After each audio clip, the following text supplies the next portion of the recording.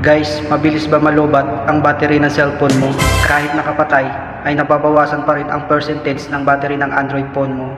Kung ganon, ay meron akong settings na ituturo sa inyo para maiwasang magkukonsume or magrarunning ang mga apps dahilan kaya mabilis malubat ang battery ng cellphone nyo.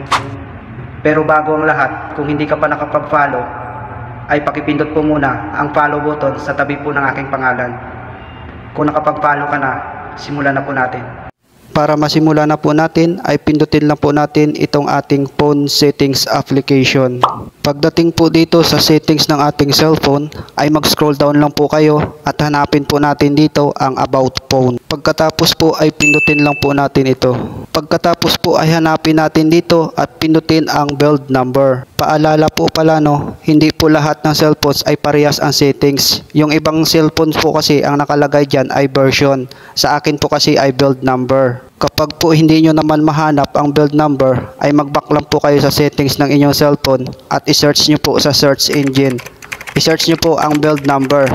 Pag lumabas po ang build number, ay pindutin lang po natin ito. Pagkatapos po ay pindutin lang po natin ang build number ng 7 beses hanggang sa lumabas po ang developer option.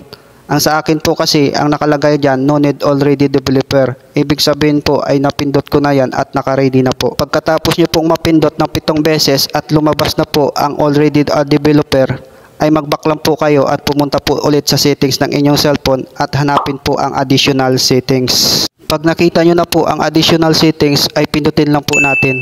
Pagkatapos po ay pindutin po natin itong developer options. Dito po sa developer option settings ay mag-scroll down lang po kayo at hanapin po natin dito ang apps. Pag nakita nyo na po ang apps, sa ibaba po ay pindutin nyo po itong background process limit. Kung makikita nyo po ay nakalagay po ito sa standard limit. Para maiwasan pong mabilis malubat ang ating cellphone ay ilagay nyo lang po ito sa no background processes. Para po yung mga apps sa ating cellphone ay maiwasan na po ang pagrarunning o pagkukonsume po ng battery sa ating cellphone. Yan po kasi ang dahilan kaya mabilis malubat ang ating cellphone. Kaya po ilagay lang po natin ito sa no background processes. Kung makikita nyo po ay nakalagay na po siya sa no background processes. Pagkatapos po ay mag-back lang po kayo sa settings po ng inyong cellphone at hanapin po natin dito ang Google. Kapag nahanap na po natin ang Google ay pindutin lang po natin ito. Pagdating po dito sa inyong Google account ay may makikita po kayong 3 tuldok sa kanang itaas ay pindutin po natin ito. Pagkatapos po ay pindutin po natin itong usage and diagnostics.